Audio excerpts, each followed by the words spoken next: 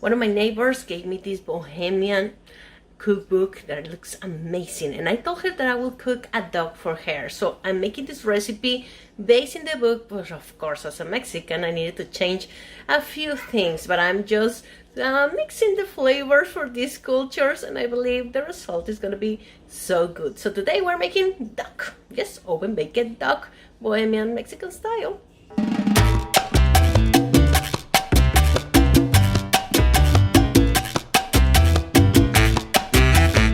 Over there, half of a lemon. I have butter, I have olive oil, I have this great spice that I never used before. It's named caraway. It has like a mint flavor. It's supposed to be I don't know, family with cumin, but it tastes very, very different. And I believe that this is gonna be amazing. I have some sea salt, olive oil, butter, and we're ready to go.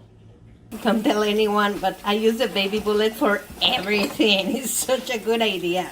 So I'm just gonna put all that I have over here, and we're gonna blend it all together so we can start with all the flavor for the duck.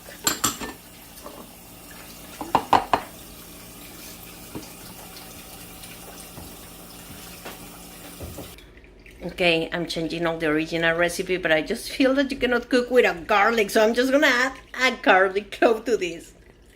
Remember that the duck is super extra fatty, so we're gonna make crunchy the skin. We're gonna add some sea salt on top, and we are really gonna rub it really hardly. I'm gonna do this before getting marinated.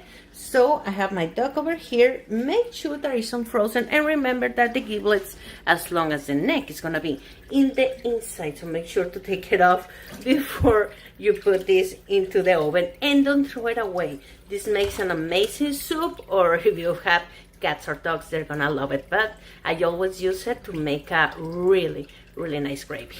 Okay, with the help of a knife, what I'm trying to do is to separate the skin from the flesh, and what I'm gonna do is just to put it away with a spoon, and I'm gonna put my marinade inside of here. So that's gonna help us to keep the crunchy stuff from the skin, and it's gonna prevent to stay all the marinade just on the skin, but so we can mix it all with the flavors of the duck. So just get your way inside of there, and then just add the mixture we made.